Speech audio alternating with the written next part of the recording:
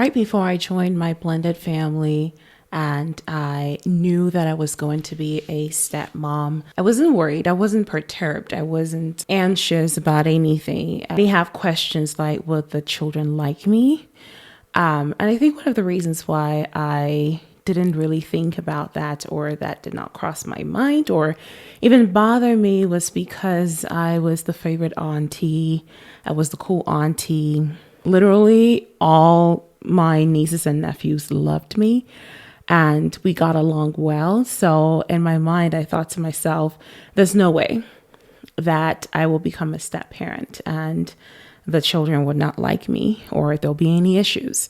And I innocently thought that if only I am nice to them and I am kind to them, that there'll be no issues, because I'm never going to be the evil stepmom. I'm never going to be mean to them in any kind of way, that I was going to just walk into my new home with my husband and his children and everything was just going to be smooth. Little did I know that there were unique challenges and very different experiences that step parents face versus what regular parenting or biological parents experience with their children. And looking back now, I wouldn't have done anything differently because I showed up as my true, authentic self. However, I applied a lot of wisdom. I didn't really know any step parent. At that moment, I walked in, of course, with faith and all manner of positivity. One of the biggest wisdom nuggets that I would say changed the game for me and really, really helped me to take my step parenting easy was that I walked in to first observe.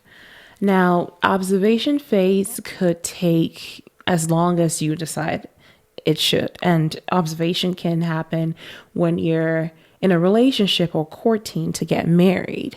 However, I walked into my marriage, into my new home, to first observe the dynamic that was already in place. And I didn't insert myself into this existing dynamic or how they do things. I didn't start from there. I just decided that I was going to observe and I was just going to watch and see how they live as an already existing family. One of my reasons for observation or for observing how they lived was also to find out who the children really are. How are they like?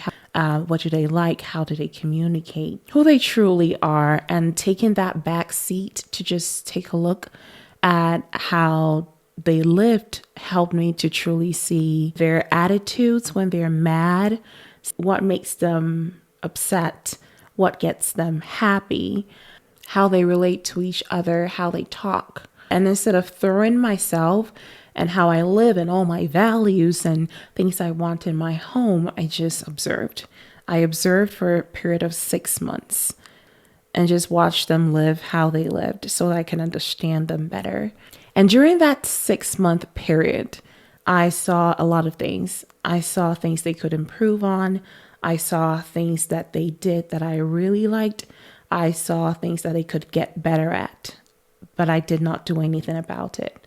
I decided that I was only going to watch and learn. So months went by and I just observed how they lived and how they did things without inserting myself. And then months and months after, something incredible happened. They got close to me. They started to exhibit that they liked me. I could see the walls coming down and they started to feel more comfortable in my space. They started having more conversations with me. And I totally understood what was happening there, that they felt safe to express themselves and they felt safe to be around me because they knew that I wasn't going to try to change them. And I think the psychology of any child that has gone through a divorce or a separation and now lives in two different homes or households, the fear is always that if a new person was to come in, how much will their life change? And so sometimes the resistance from a child is not necessarily towards you because they hate you or they do not like you or they want you gone. It's actually because they are terrified of the change that you might bring to their lives or the disruption that you might bring to their already set, safe schedules and predictable life. And so once they started to get closer and get more familiar with me and get to trust me as a safe adult who lives with them, my words started to matter and what I thought started to matter. They would listen and they would take my advice or direction on things. Now, I can't imagine if I had come in and tried to just insert myself into their home and into their familiar space and insert myself as a person of authority. I can't imagine the level of resistance that I would have faced with them. But my approach was very simple: to observe, watch, and learn. And in that moment of observation, me observing, what I realized was that they were also observing me. They were observing the things I did, how I did things, how I acted, how I reacted, which was very minimal. I mean, of course, there will be things that a child would say or do and you want to react. But I made up my mind I was observing. I was just going to keep quiet and just observe. And it was a game changer because once they were observing me, they realized maybe she's not bad after all. Gosh, she can be a little bit funny. Or she seems kind. She seems nice. Yeah, I think she's cool. Or I like the way she makes spaghetti. Something that they were observing me. And I could tell they were warming up to me, to my presence, to who I am and who I was to them as another adult that lived in their home. And they also observed how I related to their dad. Because children are always watching. Even if they're your own children, they're always watching. They're observing how you live life, how you make decisions, how you talk, the things that you say. And children soak up the behaviors in their environment. And that observation phase is one of the best and the biggest foundation or introduction to step parents that you can give for yourself and to your stepchildren.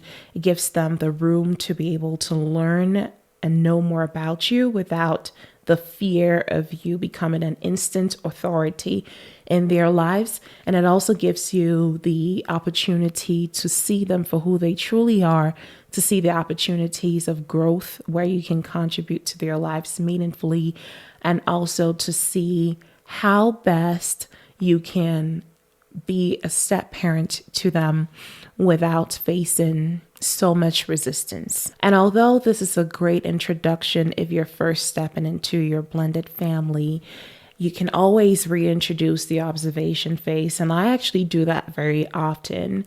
Once in a while, I will take a moment where I just observe and take the back seat and don't actively step parent in any way. And I just observe and give them their space. And you also want to make sure that it works for you and for your family in that moment, because depending on the age of your stepchild or stepchildren, the observation phase might differ from step parent to step parent. So reintroducing the observation phase can look like stepping back and not necessarily being a natural parent. That's not what I'm talking about. That's very different. But stepping back from being an authority figure in their life, if you are at all, to giving them their space and giving your spouse the ability to step in to be that person who is the authority. So classical example would be if your stepchild comes to you and says, hey, can I play a video game, or can I play video games? I would just say, you should ask daddy, and giving back that authority to the biological parent to make that decision. It's not that it takes the power away from you. It's that it allows you to step back a little bit. The observation phase gives you as a step parent the ability to relieve yourself of some of the responsibilities that step parenting comes with, and give the children the opportunity to rely more on their biological parents than on you. Another thing I told myself was that I was going to stay authentic. I wasn't going to change who I am for anyone or make the experience in itself change me negatively. Now, I was aware that there would be changes, because when you do get married, it's one and one becoming one. And that is my core belief, and that is my core faith. However, I knew that in that change, there's an aspect of me that needed to stay authentic. Now, authenticity in step parent or showing up as yourself doesn't necessarily mean that you're not open to change. Of course, you might shed off some old habits and adopt new ones, but being authentic, truly being authentic, means coming as you are, but growing into the better version of yourself. And that's what I wanted to do. I wanted to stay authentic with myself, who I truly am. Staying as my true authentic self was so important to me, because I wanted to embrace the journey and the role itself as a step parent, but I wanted to do it as me. And that was the only way for me.